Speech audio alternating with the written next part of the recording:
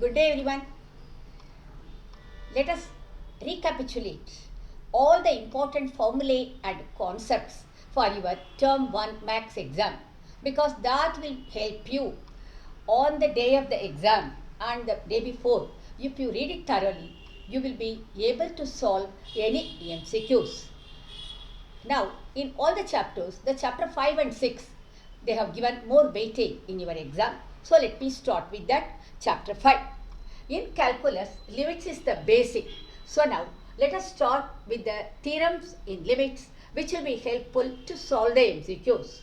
Limit x tends to 0, sin x by x is equal to 1. Limit x tends to 0, tan x by x is equal to 1. Limit x tends to 0, sin inverse x by x is equal to 1. Limit x tends to 0, tan inverse x by x is equal to 1. This is trigonometry, this is inverse trig, the reciprocals are also true. Then coming to exponential, limit e power x minus 1 by x, x tends to 0 is equal to 1. Limit a power x minus 1 by x, x tending to 0 is 1. In logarithmic functions, limit 1 plus log x by x, x tending to 0 is 1. These are the important theorems in limits which you must definitely know. Then, when you get sums involving trigonometric functions, especially of the type 1 minus cos x, you use the formula 2 sin squared x by 2, because you need only in terms of sin x or tan x, so that you can use these formulae. So, if you get 1 minus cos x, use 2 sin squared x by 2 and then proceed. You may get some root terms either in the numerator or in the denominator. You will be having two roots with a minus in between. In that case, whether they are in the numerator or denominator, you conjugate and then you have to go with the sum, right? So, this is all some preliminary things I have told you. Let us see further concepts. What is the basic formula to check whether a given function is continuous or not? Limit x tending to a minus f of x, this is called left hand side limit, LHL, that is equal to limit x tending to a plus f of x, this is called RHL, right hand side limit. If they both are equal and they are equal to f of a, the function f of x is said to be continuous at x is equal to a. This is the main formula you should know for continuity. That is, the left side limit should be equal to the right side limit. Then only the limit f of x extending to a will exist. Then they both should be equal to f of a. Then the given function is continuous at x is equal to a. This is the basic formula of continuity. Okay, once you know what is continuity, we should know when a function will be discontinuous, right? That is also important. Here, the function will be discontinuous. In which cases, let me tell you. The first case, if your f of x is not defined, in that case, the function will be discontinuous. Okay? That is, supposing you have like some numerator and denominator, and if the denominator becomes 0, your f of x is not defined. In that cases, you will say the function is discontinuous.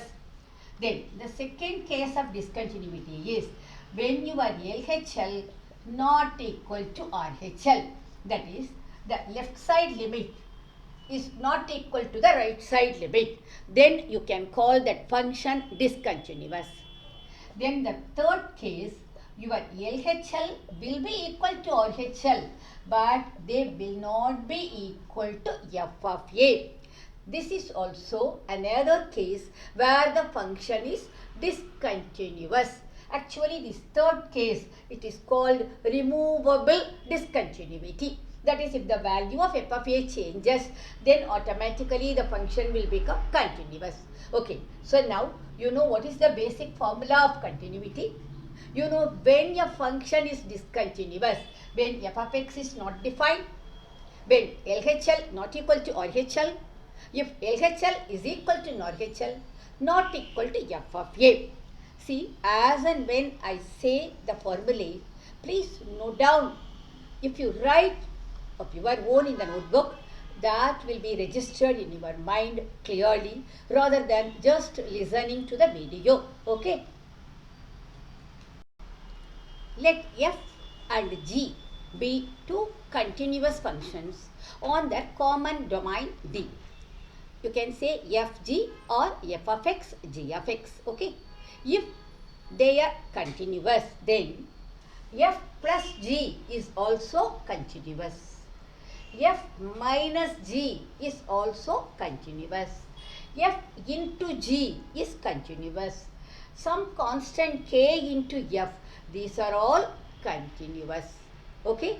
But f by g will be continuous where your g not equal to 0. The denominator should not become 0. Remember, then the given function will not be defined. Similarly, 1 by f will be continuous if f not equal to 0. G by f will be continuous if f not equal to 0. These three cases actually you can generalize. The denominator should not be equal to 0.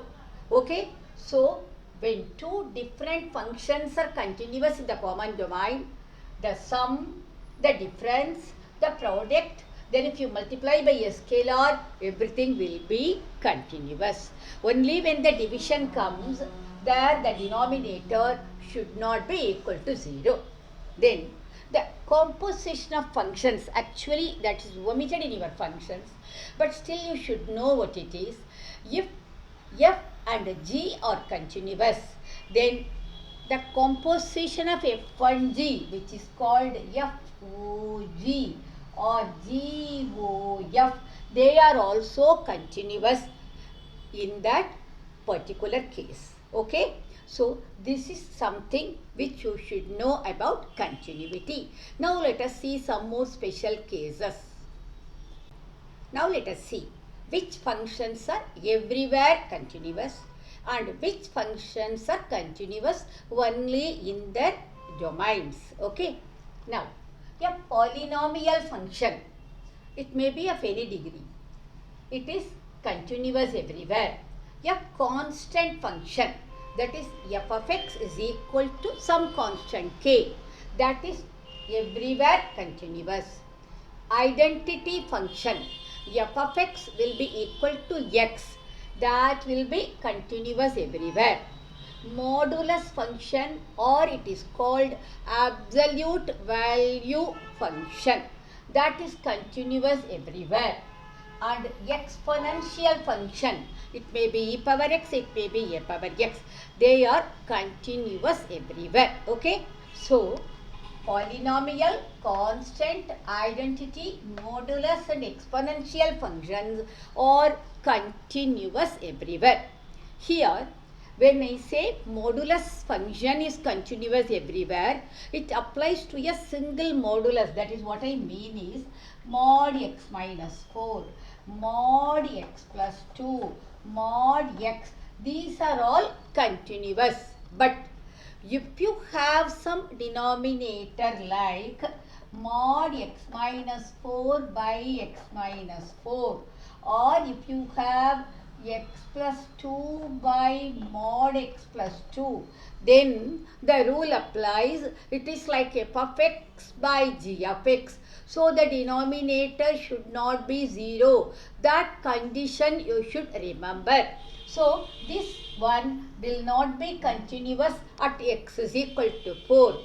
This function will not be continuous at x is equal to minus 2. So, remember this point here. Okay. Then, when we come to trigonometric functions, that is all the 6 trigonometric functions, the sine function and cosine functions are continuous everywhere. That is for all real numbers, they will be continuous. But when you come to tan x and secant x, what is tan x? It is sin x by cos x. What is secant x? It is 1 by cos x. So, in both the cases, you have cos x in the denominator. You know, cos x will be equal to 0 for all odd multiples of pi by 2. What is the general odd multiple of pi by 2? 2n plus 1 pi by 2, where your n belongs to z. So, that tan x and secant x will be continuous in R minus 2n plus 1 pi by 2, n belongs to z. Only in that cases it will be continuous. Or I can say it the other way. Tan x and secant x will be discontinuous in 2n plus 1 pi by 2, where n belongs to z. Okay, both are same. Similarly, when you consider cot x and cosecant x, they will be continuous in or minus n pi, where n belongs to z, because both have in their denominator sin x. You know, sin 0, sin pi, sin 2 pi, etc. will become 0. So, or minus n pi, or I can say cot x and cosecant x will be discontinuous in n pi, where n belongs to z. So, are you now clear about these functions which are continuous everywhere and about the 6 trigonometric functions? Is it clear now? Let us take the inverse trigonometric functions. Sin inverse x and cos inverse x are continuous in minus 1, comma 1, closed bracket. If you have a closed bracket, both these n values are included. Tan inverse x and cot inverse x are continuous in R, that is all real numbers. Cosecant inverse x and secant inverse x are continuous in minus infinity to minus 1 union 1 to infinity. So, this is about the 6 inverse trigonometric functions. When you consider the greatest integer function x, it will be discontinuous at all integral values of x. Log x will be continuous in its domain, that is 0 to infinity. This side also open bracket only.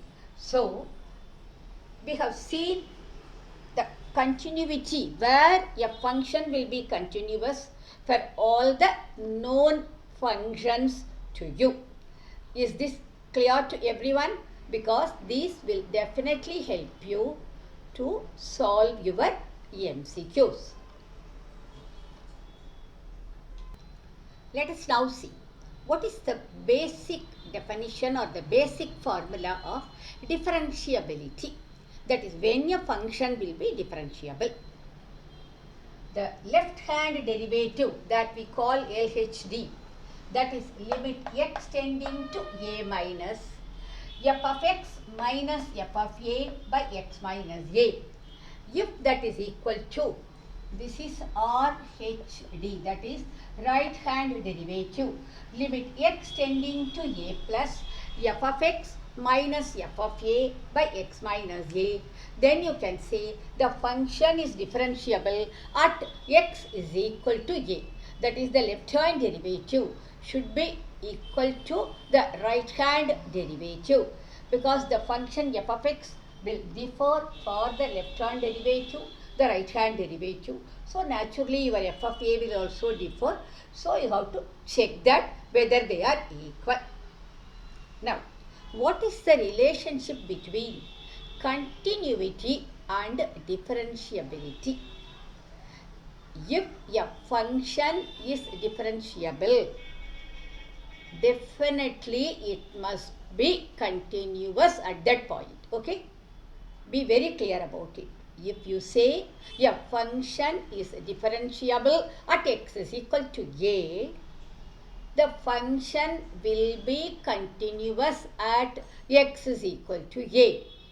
But the converse is not true. If a function is continuous at x is equal to a, it may be differentiable. It may not be differentiable at x is equal to a. Be clear about this point. But if you say that a function is discontinuous at some point, you need not check the differentiability. Definitely it is not differentiable at that point. Is this clear? Let us see the three cases of non-differentiability. That is when a function will not be differentiable. When you have a vertical tangent at a point, then it is not differentiable at that point. Look at this one. There is a curve. At that point, you get a vertical tangent. That is, it is parallel to the axis. Then the function is not differentiable at that point. When it takes a sharp turn, the best example is modulus function. Look at this mod function. Any mod function is a V graph. Okay. So at this point, it is taking a sharp turn. So this modulus function is not differentiable at x is equal to 2. Suppose you consider a modulus function mod x minus 4. It is continuous, no doubt about it, but it is not differentiable at x is equal to 4. Equate what is inside to 0, so it is not differentiable at x is equal to 4. Okay. Then the third one you already know.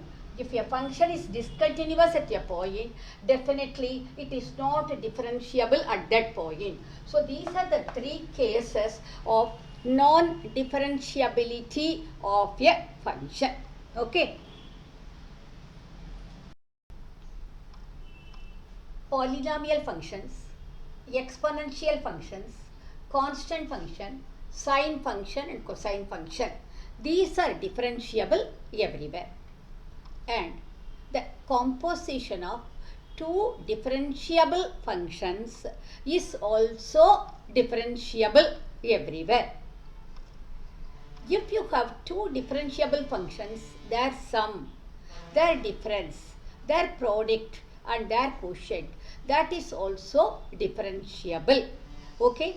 Then coming to the other trigonometric ratios and inverse trigonometric ratios, they are differentiable only in their respective domains. You already know what are the domains of those functions. So this is all about differentiability you should know. Then of course in your chapter 5 you have the differentiation. For that you should know all the differentiation formula. I think you know, all of you. You should know the product rule, quotient rule, function of a function, and then how to differentiate an inverse trigonometric function, how to differentiate using logarithms, and how to differentiate a parametric function and second order derivatives. All these things you should know thoroughly. Sometimes if they give in the proof that sums, if you straight away proceed, you may not get the options what they have given. So you have to properly check the option and adopt a particular way or a different formula or a different simplification method to get that particular result. That is very important. Okay. So now your chapter 5. These are the concepts, and of course you should know all the differentiation formula, which you must be definitely knowing. That is why I am not giving that. So you should be able to handle any MCQ sum which is based on chapter 5. Then in the next video let us see chapter 6, which is application of differentiation. What are all the concepts there we should know and how we have to go about that chapter. Thanks for watching the video. If you like the video, share it with your friends. Thank you once again.